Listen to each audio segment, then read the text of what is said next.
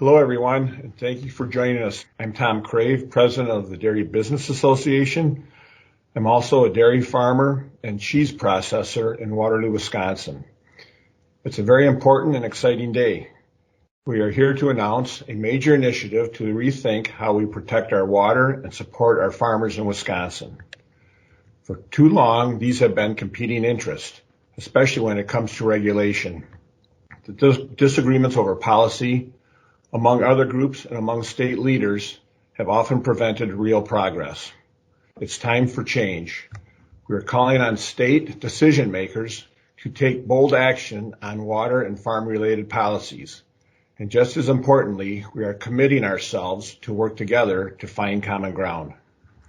Nearly 2 years ago, our groups began talking about a closer working relationship.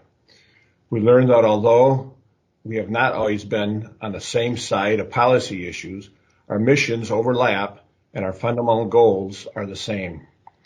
We all want and need clean water. We also want and need our strong agricultural community to be successful. Together, our organizations are proposing a set of policy principles to guide lawmakers and the administration in this effort. These principles provide a critical opportunity for Wisconsin to accelerate improvements to water quality and the ways we help farms adopt. You will hear more policy details in a few minutes. Make no mistake, this will take an investment, a significant investment of funding, collaboration, focus, and commitment. But there's too much at stake not to move forward. The Dairy Business Association sees this initiative as a progression of our commitment to build relationships on environmental issues, notably in the farmer-led watershed conservation group model that we closely support. Our farmers face economic and regulatory challenges, but they understand the importance of continuous improvement on water quality. They are problem solvers by nature, and every day we are seeing more and more innovative conservation practices around the state. We are part of the solution, and we look forward to this new opportunity. I'd like to call on Mark for his comments, please. And thank you for joining us for the announcement of this new partnership. I want to echo what Tom just said and add that the challenges facing our drinking water and farming communities are serious and urgent. These water challenges really demand innovative solutions and better cooperation from all of us, including the groups on the call today. While the groups speaking today have not always been on the same side of policy debates, we've all had a long history of advocating for Wisconsin's environmental issues. In the case of Clean Wisconsin, we've been working alongside farm organizations on these important issues since our founding in 1970, 50 years ago. In recent years, our staff and supporters have seen firsthand the impacts of unsafe drinking water across rural Wisconsin in communities from northeast Wisconsin down to southwest Wisconsin.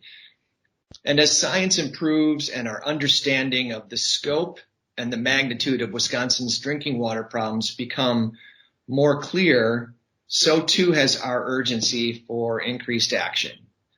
Of course, while we see drinking water problems in all parts of our state, we also see many people working to address them.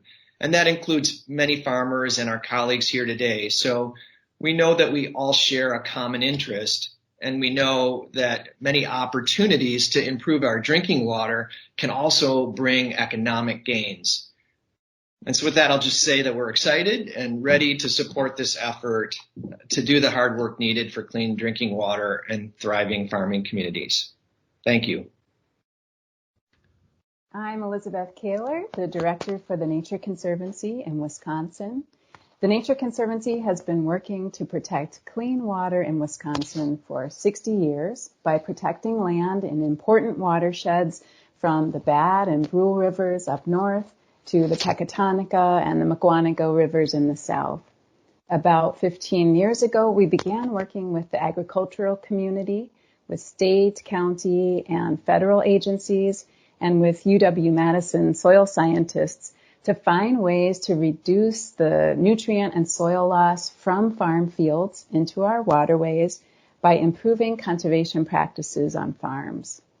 Building on that, today we're partnering with the Dairy Business Association, DATCAP, and 6 farmer-led watershed groups to continue that on-the-ground work with farmers. The Conservancy is providing staff assistance, science support, and funding to help implement cover crops, reduce tillage, and other conservation practices on fields, and then measure outcomes and engage other farmers through field days and webinars. At the regional and national levels, we are also collaborating with the National Corn Growers Association on the Soil Health Partnership. This partnership brings together farmers in 16 states, including Wisconsin, who are conducting research on their farms to evaluate the economic and the soil health changes of a range of conservation practices. The Conservancy's involvement in this clean water initiative brings together our core work of land and water protection and our more recent work with agriculture to ensure that we all have access to clean water and that we do it in a way that ensures that farmers' agricultural economy continue to thrive. The Nature Conservancy, we all at TNC are very excited to be part of this initiative, and we look forward to the important work that we will do together with everyone interested in clean water and a resilient agricultural community. I'm Matt Kruger, Executive Director of Wisconsin Land+. Water.